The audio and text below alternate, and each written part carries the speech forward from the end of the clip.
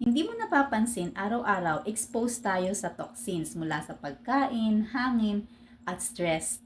Kaya kailangan natin ng natural protection sa loob ng katawan. Guess what? Ang food supplement na ito ay hindi lang apat but there is more ingredients na pwedeng matulungan ang katawan na labanan ang cancer.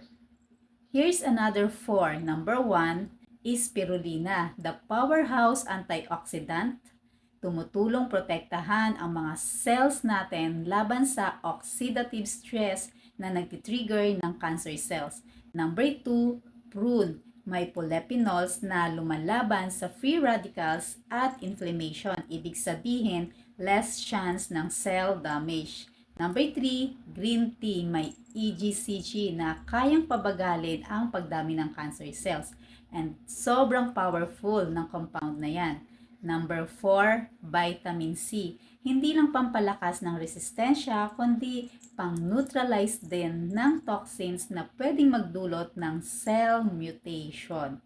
Lahat ng yan, makikita mo sa Nutria Plus, ang natural na tulong para mas matatag at protektado ang katawan mo laban sa toxins at diseases.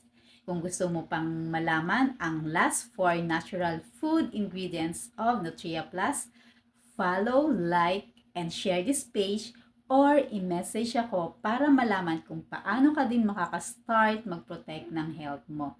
The natural way. Stay healthy and live better every day.